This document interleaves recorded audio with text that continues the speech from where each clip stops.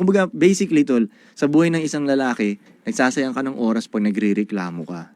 Kawawa ang lalaki kung tutuusin. Kasi walang magsasabi sa kanya ng tama. Well, kahit, pwede mong sabihin na kawawa ang lalaki, pero kahit sabihin mo walang may pakialam eh.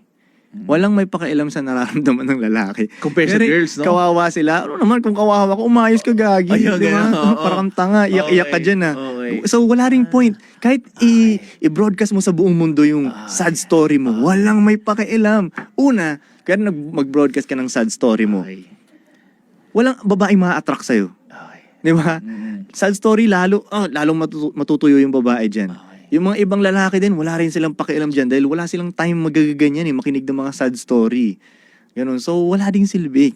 Kumbaga, basically, tol, sa buhay ng isang lalaki, nagsasayang ka ng oras pag nagrereklamo ka sa mga shit na nangyayari sa'yo. Ang tanging paraan mo na lang is maghanap ng solution. Yun na lang ang tanging paraan mo at manalo. Yung mga pagkatalo mo, walang may pakialam dyan. Nakaabang lang yung mga tao sa finish line eh. Titingnan na nila kung makakaabot ka ba sa finish line. Wala nga silang pakialam kung paano mo ginawa eh. Basta winner ka. May pakialam sila sa winners. Diba?